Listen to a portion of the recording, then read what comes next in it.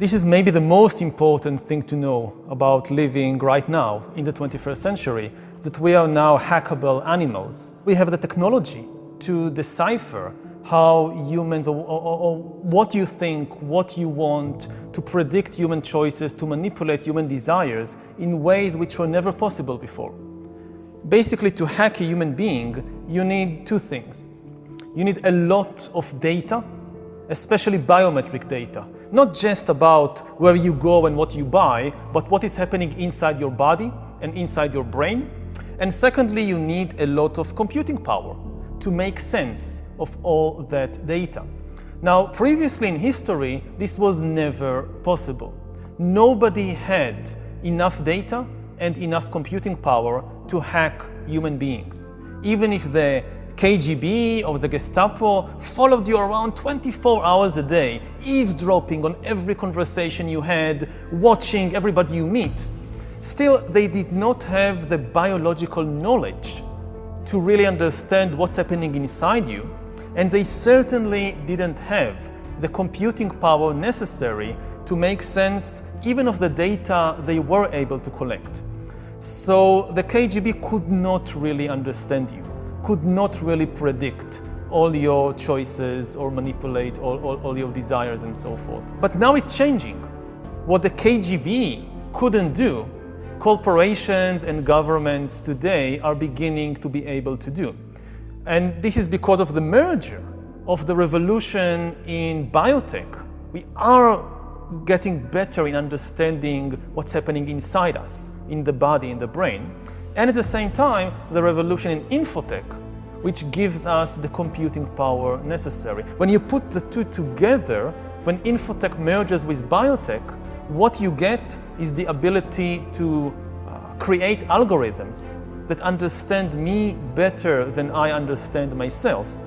And then these algorithms can not just predict my choices, but also manipulate my desires and basically sell me anything, whether it's a product or a politician. One of the things many people don't realize about the AI revolution and the automation revolution, they imagine it as some kind of one-time event. We have the big AI revolution in 2025. You have all these truck drivers and taxi drivers and doctors and whatever losing their jobs. You have a few difficult years of adjustment, and then eventually you have the new, brave new world of AI with a new equilibrium. And this is an extremely unlikely scenario, because we are nowhere near the maximum potential of AI. The speed in which it develops is only likely to accelerate. So what we are really going to face is a cascade of ever bigger revolutions in the job market and in many other areas of life, relationships, politics, and so forth. So you have a big disruption in 2025, you have an even bigger disruption in 2035, an even bigger one in 2045, and so forth. And if you look, say, at the job market, so okay, you were a truck driver and they no longer need you, but there is new demand for yoga teachers. So you somehow reinvent yourself at age 40. I'm no longer a truck driver, now I'm a yoga teacher. It's very difficult, you somehow do it.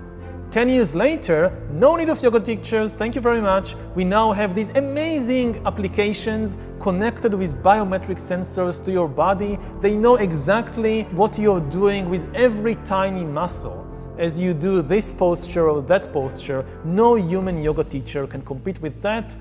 You're out of job. You have to reinvent yourself again as a designer of virtual world games. And you do it somehow.